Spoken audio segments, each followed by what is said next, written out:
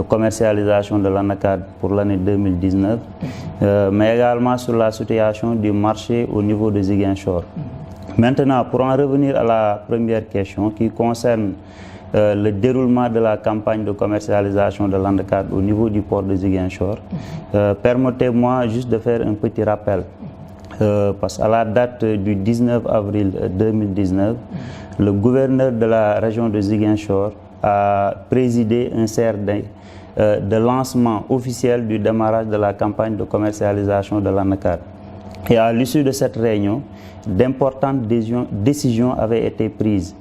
Et aujourd'hui, avec l'effectivité de la connexion du système Gaindé au port, de la connexion autant pour moi du port de Ziguinchor au système Gaindé, mais également l'ouverture du bureau ACEPEX à Ziguinchor entre autres, aujourd'hui nous sommes en mesure de dire que les opérateurs économiques peuvent disposer de toute la documentation nécessaire pour l'exportation du produit à partir de Ziguinchor. Maintenant, la campagne de commercialisation se déroule normalement, même s'il y a quelques soucis qui sont liés au retard de l'arrivée du bateau, le Djilor, qui en principe doit transporter les conteneurs à partir du port de Ziguinchor en destination du port de Dakar. Mais là où je vous parle, j'ai eu un entretien avec le directeur commercial de Kosama. Il a tenu à nous rassurer que le bateau, le Djilor, sera au port de Ziguinchor au plus tard le week-end prochain. Maintenant, ce qu'il ne faut pas perdre de vue, ce n'est pas uniquement le bateau ou le navire, le Djilor, qui est chargé du transport maritime Ziguinchor-Dakar de l'anacarde. Il y a un autre navire, c'est le Djogé, qui est chargé du transport en vrac du produit. Et pas plus tard qu'hier déjà, le Djogé a pratiquement chargé quelque chose comme 1600 tonnes et que mieux encore, le navire a eu à quitter le port de Ziguinchor hier en destination du port de Dakar. C'est pour vous dire, dans l'ensemble, il n'y a pas de préoccupation, il n'y a pas de souci à se faire. La campagne se déroule pour l'instant normalement au niveau de Ziguinchor. Je vous parle, bon, comme je l'ai dit tout à l'heure, il y a le bateau, le Djogé, qui a quitté hier le port de Ziguinchor en destination du port de Dakar avec à son bord pratiquement 1600 tonnes. À part le navire également le Djogé qui a quitté hier, il y a également le navire Adayan qui a eu à transporter à la date du 1er mai 2019 une quantité estimée également à 118 tonnes. Donc c'est pour dire que présentement nous sommes dans les 1800 tonnes qui ont été expédiées à partir du port de Ziguinchor en destination du port de Dakar. Depuis la campagne de l'année passée, la campagne de 2018, l'État du Sénégal a pris une importante mesure, et ceci sur la production, sur proposition autant pour moi des acteurs de la filière anacarde. Et cette mesure consistant par exemple à interdire l'exportation de l'anacarde par la voie terrestre est effective depuis l'année dernière. Cette mesure a été prise pour plusieurs raisons. D'abord, la première, c'est d'essayer de réorganiser les acteurs de la filière anacarde. La deuxième, c'est de redynamiser les flux commerciaux au niveau du port de Ziguinchor. La troisième, c'est d'augmenter les recettes douanières, mais également municipales. Et bien entendu, comme autre raison, c'était de disposer de statistiques fiables pour l'élaboration de politiques de développement économique et social.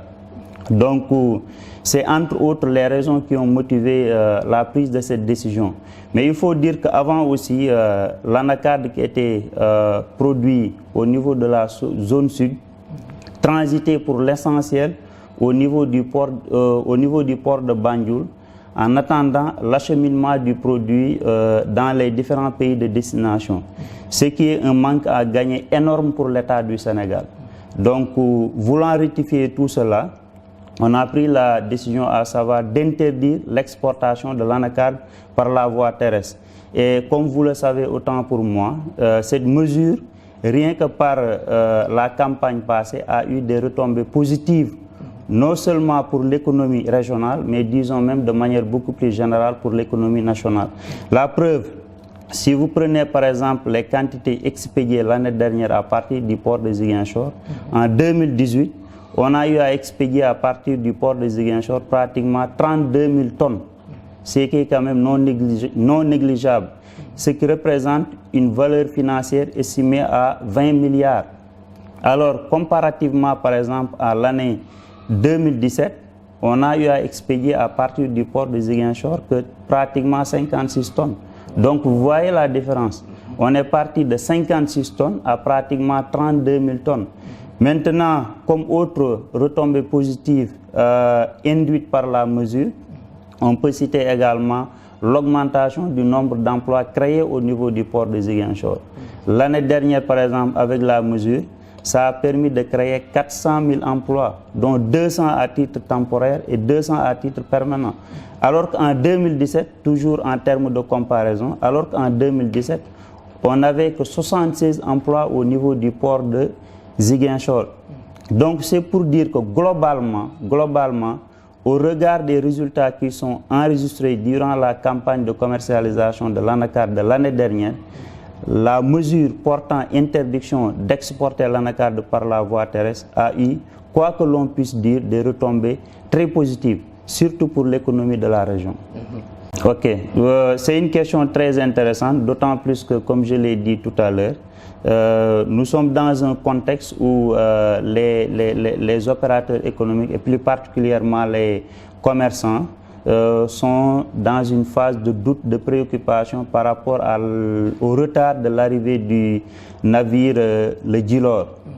Mais je tiens à les rassurer que le COSAMA a pris des engagements fermes pour que le navire le Djilor soit là au plus tard le week-end prochain.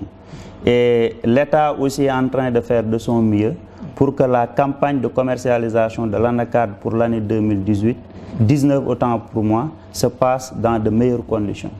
Et les services techniques sont en train de veiller par rapport aux mesures qui avaient été édictées par l'État pour permettre aux opérateurs économiques de connaître vraiment un bon déroulement de la campagne de commercialisation de l'anacarde. Je souligne qu'il y a beaucoup de rumeurs, il y a beaucoup de fausses informations qui sont véhiculées actuellement et selon lesquelles c'est la mesure portant interdiction d'exporter l'anacarde par la voie terrestre qui est à l'origine de la baisse des prix des produits qui sont constatés actuellement sur le marché. Il n'en est pas ainsi.